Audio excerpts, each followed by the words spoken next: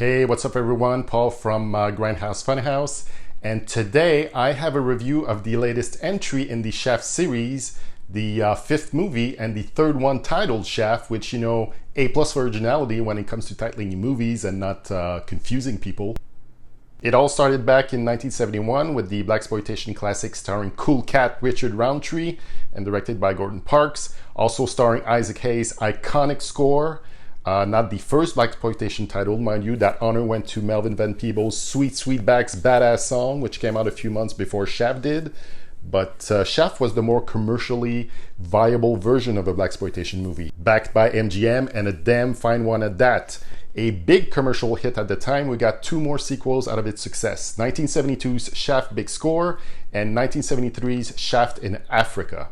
Then in the year 2000, Samuel L. Jackson was cast in not so much a remake of SHAFT, but more of a soft reboot, as the kids would call it, directed by John Singleton. And now we have SHAFT 2019, three generations of walking shafts. Here's the deal. Jesse Usher plays John J.J. Shaft Jr., a data analyst for the FBI, whose best friend dies of a suspicious drug overdose. To uncover what really went down, JJ starts to investigate his death on his own, and it doesn't quite work out too well for him. Enters John Shaft, his dad, played by Samuel Jackson, who left JJ when he was a wee little baby, who was brought up by his mom, Maya, played by Regina Hall. JJ enlists Papa Shaft to help him out. The Shafts, different style and approach to things, clashes at first, but as progress is made in the case and they get to know each other, they uncover a criminal conspiracy involving the Friends ex-army service group that helps veterans in tough times, a Harlem mosque, and a drug lord that Papa Shaft has dealt with before and tried to bring down since back in the day before JJ was born. Alright, so what did I dig about SHAFT 2019?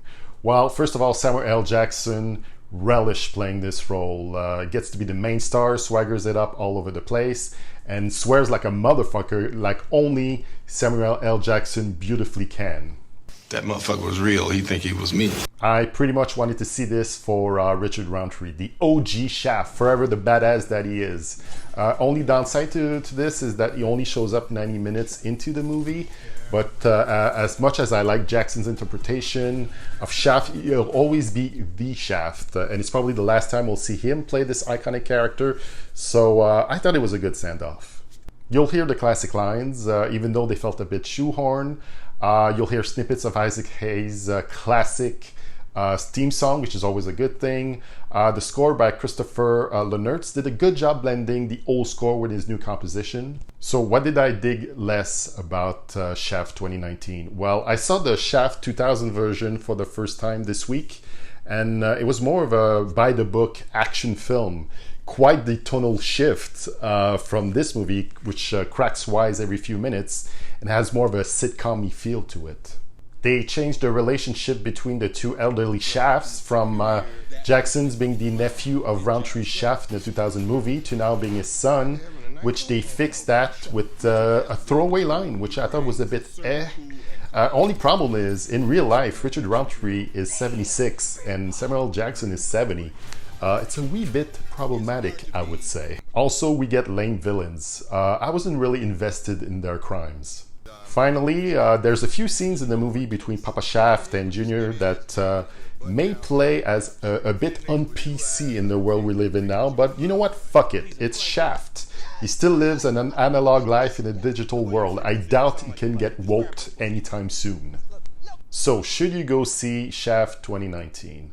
I'd say yes, only if to see Richard Roundtree playing this iconic character one last time, seeing Samuel L. Jackson seemingly having the best time getting his shaft on, but also if the name Shaft wasn't attached to it, it's a pretty decent time at the movies, a few funny scenes here and there, not the best thing in the world, mind you. Just don't expect to see the ye old Shaft of the 70s, or even the version that Sam played in 2000, because you'll leave quite disappointed. If anything this movie can do is get this younger generation that's gonna check out this movie this weekend to possibly go back in time and check the first three Shaft movies and then dig even deeper and get into all that blaxploitation genre, all that cool 70s black cinema, I believe SHAFT 2019 will have done its job. So that's my review for Shaft. Please like, share, and subscribe.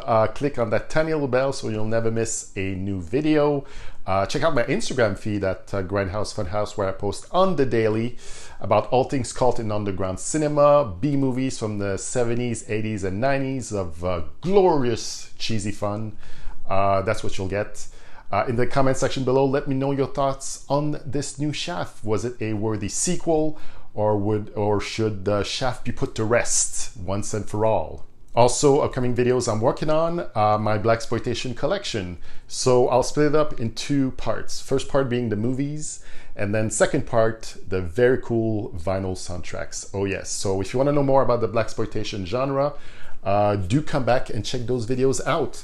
Also, more film reviews coming soon as well. So thank you for watching, and I bid you au revoir for now.